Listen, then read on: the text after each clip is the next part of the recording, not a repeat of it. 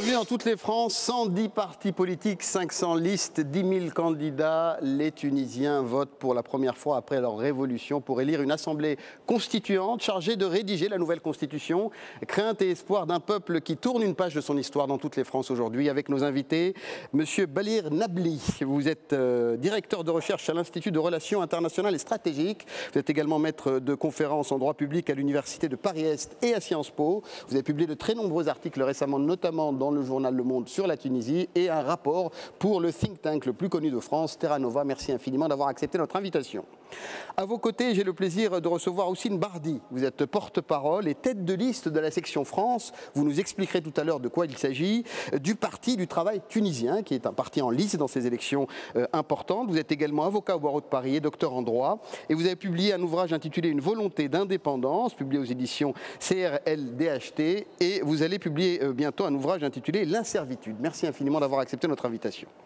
De l'autre côté du plateau de toutes les France, Adnan Ben Youssef, vous êtes membre du bureau politique du Parti démocratique progressiste, PTT, et vous militez, PDP, et puis vous militez pour les droits des immigrés tunisiens en France. Merci d'avoir accepté notre invitation. Et à vos côtés, Rania Madjoub, vous êtes candidate sur une liste indépendante. En fait, c'est un réseau de listes indépendantes qui s'appelle Dosturna en France. Et vous êtes également activiste militante tunisienne des droits de l'homme. Vous étudiez en ce moment en France la science politique. Et vous avez très récemment collaboré avec la réalisatrice Nadia Elfani à un film qui s'appelle Laïcité Inch'Allah, dont nous verrons un extrait tout à l'heure.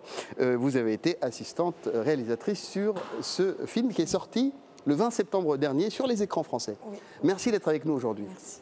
Alors la Tunisie tourne une page de son histoire. 23 octobre, élection en Tunisie pour élire cette assemblée un peu spéciale, Balir, qui est une assemblée qui est chargée de rédiger une constitution. Donc on ne va pas élire des députés en fait. A priori, en tous les cas, c'est-à-dire que sa fonction première sera de rédiger, d'élaborer une constitution, c'est-à-dire la norme juridique fondamentale, l'acte de naissance du nouveau régime, celui qui permettra de constituer la vraie rupture politique et juridique avec l'ancien régime, le régime de Ben Ali, mais aussi le régime de Bourguiba, puisque la constitution qui était en vigueur jusqu'à maintenant est née avec l'indépendance. Elle est née et elle était incarnée dans un premier temps avec le père de l'indépendance, Bourguiba. Donc oui, c'est une vraie rupture avec la Tunisie post-indépendance. Et là, on peut parler de modernité pour ce pays qui va maintenant s'inscrire dans ce qu'on appelle une transition démocratique, synonyme de transition constitutionnelle. Houssine Bardi, il y a un engouement de la part des Tunisiens pour ce rendez-vous électoral, mais on sent que cet engouement est plutôt du côté de ceux qui ont choisi de s'engager, c'est-à-dire ceux qui sont sur les listes. On parlait de 10 000 candidats, on les voit en ce moment à la télévision tunisienne nationale défendre leurs projets, mais il semblerait qu'au même moment, les Tunisiens eux-mêmes dans la rue ne soient pas si impliqués dans ces élections. Tout à fait, il y a un problème en fait. Comme vous l'avez relevé, il y a 110 partis en lice, plus de 10 000 candidats. Ce qui est inouï dans la Tunisie durant toute son histoire moderne. Certes, c'est les premières élections indépendantes et élections démocratiques dans l'histoire de la Tunisie. Donc les gens veulent y prendre part, sauf que la population et les électeurs sont désarçonnés. Oui. Effectivement, avec ce nombre considérable de partis politiques, les électeurs ne s'y retrouvent plus. Oui. Donc il faut effectivement être... Mais alors comment identifier les tendances dominantes quand il y a 110 partis? Comment faire en sorte pour dire, voilà, je vais plutôt voter pour ce projet et pas un autre? Tout à fait. Le problème se pose avec acuité. En fait, il faut adopter des critères. Certes, il y a certains partis politiques qui adoptent des raccourcis un peu cavaliers. Hein.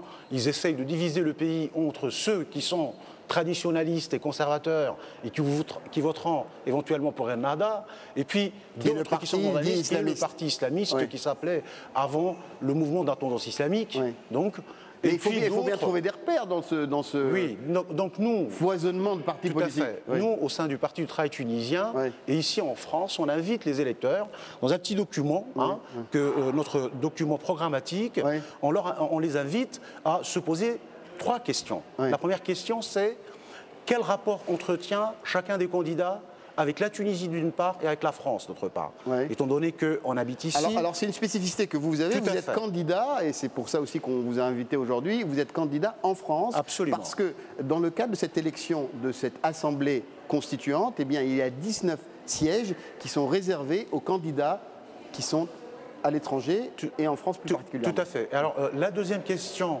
qu'on invite les électeurs à se poser avant de glisser leur bulletin dans l'urne, c'est de se demander qu'est-ce que le candidat en question ou les candidats, qu'est-ce qu'ils proposent et que comptent-ils faire au sein de l'Assemblée nationale constituante. Ça, c'est la deuxième question. La troisième question à laquelle on invite les électeurs, c'est est-ce que le candidat en question aura les moyens de réaliser ce qu'il promet ou non.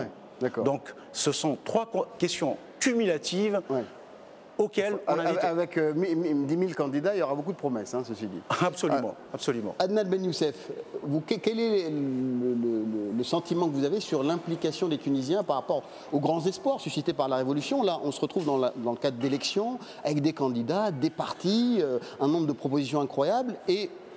selon plusieurs analystes, une espèce de désaffection de la part de la majorité des Tunisiens par rapport à ces élections, qui sont quand même les premières élections après la Révolution.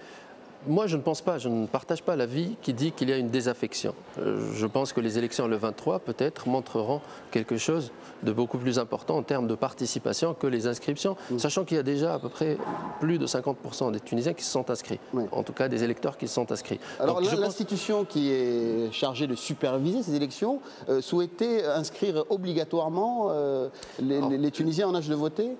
Souhaiter, en fait, l'accord stipulait que, d'une certaine manière, tous les Tunisiens disposant d'une carte d'identité pouvaient élire. Donc, d'une certaine manière... Sur la simple présentation. Sur la simple présentation, mais à condition de vérifier leur endroit d'enregistrement par rapport à la carte d'identité pour pouvoir élire dans tel bureau ou tel bureau. Mais je pense que l'idée de l'ISI était très intéressante, d'ouvrir une inscription volontaire pour ne pas aller vers ce vote les yeux fermés. Et on a bien vu qu'il y avait quand même un certain élan qui fonctionne toujours. En France, on peut s'inscrire encore jusqu'au 10 octobre pour que les gens puissent aller s'inscrire. Donc d'une certaine manière, moi, je ne partage pas l'avis qui dit qu'il y a une désaffection. Ceci étant dit, je pense qu'il y a un problème avec le vote lui-même, avec l'Assemblée constituante, qui n'est pas très décryptable, très déchiffrable par les Tunisiens. C'est-à-dire c'est un vote quand même qui porte en lui un certain nombre d'éléments de conceptualisation. Une première chose. La deuxième chose, qui est tout à fait normale de trouver 110 ou 120 même partis qui émergent. Sauf que vous dites c'est normal, tout à fait normal, sauf qu'on sort quand même d'une période de dictature où ces partis ne semblent avoir aucune assise sur le terrain. Donc c'est des partis créés avec... La majorité de ces partis n'ont pas d'assises sur le terrain, donc n'ont pas eu de contact avec la population, n'ont pas eu le temps de proposer leurs projets. Et donc, voilà, ça met des années quand même pour un parti de s'ancrer sur le terrain. C'est salutaire et on l'a vu dans d'autres transitions, particulièrement celle de l'Espagne, où il y a eu le lendemain du franquisme. En Europe de l'Est aussi. En Europe de l'Est aussi, l'émergence de beaucoup de partis. Après, la recomposition sera faite et les familles politiques réelles, ancrées, vont se détacher. Rania Madjoub, qu'est-ce que vous voulez voir inscrit dans cette nouvelle constitution? Plein de choses. Parce que moi, je pense que toutes les revendications sont une priorité. Ce n'est pas la question de on reporte ça. Je pense qu'après 50 ans de dictature, on doit tout revendiquer. C'est vrai qu'on fait notre révolution aujourd'hui, mais quand même, on a 50 ans de retard par rapport à des pays évolués. Il faut arrêter à un moment donné de se comparer à ceux qui sont moins bien que nous. Pour se comparer à d'autres. Et je pense qu'aujourd'hui, on doit revendiquer tout. La liberté, la démocratie, la dignité, l'égalité et trouver une traduction réelle de toutes ces aspirations populaires dans une constitution qui reflète les attentes et les aspirations de la Révolution. Alors on va retourner ensemble voir un petit reportage sur le retour aux sources, Sidi Bouzid, ce village où tout a commencé il y a quelques mois. C'est un reportage d'Éléonore Abouzez et Monique Bergeron. Regardez. Depuis le 17 décembre, Sidi Bouzid est la ville symbole de la révolution tunisienne. C'est ici que tout a commencé avec l'immolation de Mohamed Bouazizi, acte de désespoir contre la vie chère. 6 mois après, les habitants de cette ville pauvre font un premier bilan. Même après la révolution, rien n'a changé. Sidi Bouzid est comme avant, la même corruption. Tout est pareil, rien n'a changé. J'ai 27 ans et je n'ai pas de travail. Je n'ai pas un rond en poche. Ma sœur est diplômée, elle a fait 4 ans d'études, elle a une maîtrise et elle est toujours sans emploi. Il n'y a pas qu'elle d'ailleurs. Ici, il y a beaucoup de jeunes dans cette situation. Corruption, chômage, cherté de la vie, les habitants de Sidi Bouzid s'impatientent et veulent des solutions rapides. En attendant, ils gardent l'espoir et restent fiers de leur révolution. Cette révolution n'est peut-être pas exemplaire et n'a pas encore porté tous ses fruits, mais c'est sûrement un modèle pour toutes les révolutions pacifiques contre les régimes tyranniques. Nous avons maintenant le minimum en termes de liberté de parole, le minimum aussi concernant la liberté de la presse. Mais je dirais surtout que les gens n'ont plus peur. À Sidi Bouzid comme ailleurs, les Tunisiens qui ont fait la révolution attendent encore de vraies réformes et un changement radical. Changement radical, Belir Nabli? Ce qui est intéressant avec ce reportage, c'est qu'il pointe finalement le décalage entre le temps économique et social d'un côté et le temps politique et institutionnel de l'autre. Il y a un décalage parce que la transition démocratique demande du temps, un temps long, alors que la situation économique et sociale à l'échelle nationale et à l'échelle individuelle s'inscrit plutôt dans le temps court, dans l'urgence même pour certains cas, comme ce qu'on vient de voir. Et donc ce décalage-là est le produit est une source de frustration, il faut bien le reconnaître, et est une source de mécontentement et de déception d'une certaine manière. Oui. Il faut répondre à cette déception. Non, parce que la population, vous voulez dire, souhaitait tout de suite des réformes économiques et sociales et pensait que du jour au lendemain, leur situation allait changer? C'est un peu difficile à... Même pas une demande de réforme, disons que la révolution devait se traduire en révolution de fait, pas seulement en changement de régime. En changement de régime politique devait donner naissance à une nouvelle situation économique et sociale, pas à l'échelle nationale, mais à l'échelle individuelle, du moins d'un point de vue du sentiment des personnes et de la population. Ça a donné lieu à un changement sur le plan individuel, puisque la liberté... Sur le plan des droits et libertés politiques, pas du point de vue des droits économiques et sociaux qui échappent au pouvoir politique. La Tunisie s'inscrit dans le jeu de la compétition internationale et puis sa situation économique et sociale notamment a pâti de la situation libyenne.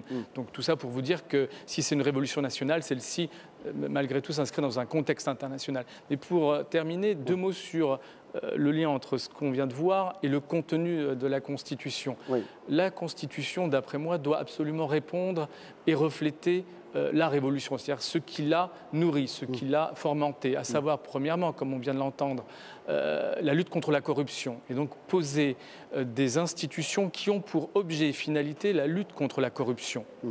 Deuxièmement, une forme d'organisation du pouvoir plutôt décentralisée. Donc ça, ce sont des lois. La Constitution ne va pas ériger en principe constitutionnel. Si, puisqu'il y a des principes, mais aussi une organisation de l'État. Si vous dites que l'État est plutôt à une organisation administrative et politique d'ordre décentralisé, ça veut dire quelque chose. C'est-à-dire qu'on reconnaît un pouvoir politique aux entités locales qui, justement, étaient écartées par le pouvoir central à Tunis jusqu'à maintenant. Alors, voilà. Deux observations par rapport aux attentes. Elles ne sont pas uniquement individuelles, certes. Il y a des attentes individuelles fortes, mais aussi des attentes régionales. Il y a des régions entières, comme celle de Sidi Bouzid qu'on vient de voir, mais toute la moitié ouest de la Tunisie, qui avait été complètement oubliée par le modèle, entre guillemets, de développement qui avait été conduit par l'ancien régime dictatorial. Donc ça, pour le premier point. Concernant les droits économiques et sociaux, effectivement, ça c'est le problème majeur qui doit être inscrit dans la Constitution. Vous savez, par exemple, dans la Constitution française, on ne rentre pas dans les détails. Mais tout à l'heure, on a évoqué le cas de l'Espagne. Tous les pays qui sont sortis de la dictature, et moi, personnellement, ayant travaillé sur le projet de constitution démocratique et sociale du Parti du travail tunisien, j'ai pu examiner pratiquement toutes les constitutions des pays qui ont sorti des dictatures, celle du Portugal, celle des pays latino-américains, etc. Et ils ont introduit dans le corps de la Constitution, non pas seulement dans le préambule, non, dans le corps même. C'est-à-dire la justice sociale, la justice entre les régions. Vous avez très bien dit que ce sont des principes généraux qui après devraient être appliqués par des lois. Absolument. Après, si ces lois ne sont pas votées Tout à fait. ou n'ont pas le contenu qui permet d'appliquer réellement ces principes. Exact. Ce sont les principes énoncés dans la Constitution qui doivent se traduire par des mesures législatives à travers ou des lois, de simples lois, des décrets-lois ou des lois organiques, ça dépend en fait. Parce qu'il semble, dans ce que vous dites, qu'il y a des droits évidents qui vont être votés dans le cadre d'un processus démocratique en cours. Mais quelle serait la nouveauté qui constituerait un chambardement, un véritable bouleversement par rapport à la Constitution antérieure? Au niveau de la construction de la Constitution, déjà, la charte des droits, ça c'est extrêmement important. Nous, qu'est-ce qu'on avait dans la Constitution tunisienne de 59 ? On avait un article 8. Cet article 8 qui énonçait un certain nombre de droits, dont le droit à l'organisation politique, syndicale, etc. Mais il n'y avait pas... On n'a pas détaillé, et Bourguiba à l'époque, le père entre guillemets de la nation tunisienne et de l'indépendance, n'avait pas jugé utile, étant donné que la priorité, c'était pour la construction de l'État tunisien indépendant. Donc là, d'une part, et d'autre part, il faut qu'il y ait un chapitre sur les droits économiques et sociaux, et bannir le présidentialisme qui a été source de la dictature. Limiter la fonction présidentielle. Pour vous, limiter la fonction présidentielle, et il ne faut pas. Par exemple, nous, au sein du Parti du travail tunisien, on considère que le président qui sera élu n'aura qu'un seul mandat, il ne sera pas renouvelable. Et puis, juste un petit mot, si vous permettez, un dernier, par rapport à la lutte contre la corruption. Nous, on préconise que tout responsable politique ou tout détenteur d'un mandat politique doit d'abord souscrire, enregistrer son patrimoine avant la prise de fonction. Là, c'est comme en France. Et puis, d'autre part, prêter un serment que nous, on appelle d'incorruptibilité, avec un engagement clair à propos de cette question fondamentale dans la Tunisie d'aujourd'hui. Adnan Benoucef. Non, je suis tout à fait d'accord sur l'analyse. C'est-à-dire, aujourd'hui, il faut que le Tunisien se reconnaisse dans cette constitution comme étant la constitution qui répond au fond aux causes pour lesquelles il est sorti dans la rue pour dégager ce régime. À mon avis, vous voulez plus de liberté, plus de liberté, des droits qui s'élargissent, y compris aux droits économiques et sociaux, la santé, l'éducation. C'est des choses aujourd'hui au cœur de la problématique de la révolution tunisienne. Si on revient juste à la Tunisie d'avant la révolution, la Tunisie avait cette particularité d'avoir permis l'acquisition d'un certain nombre de droits, même sous le joug dictatorial, y compris pour les femmes, sur les questions de laïcité. Alors, justement, c'est pour ça que je réitère ma question sur les bouleversements.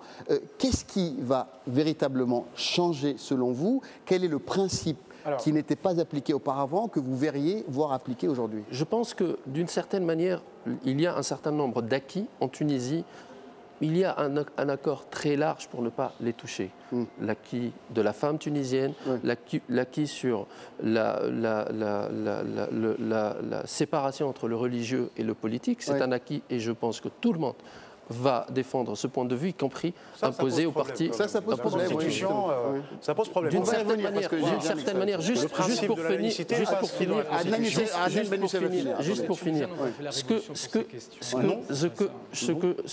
que les gens attendent, c'est traduire leurs espoirs en institutions.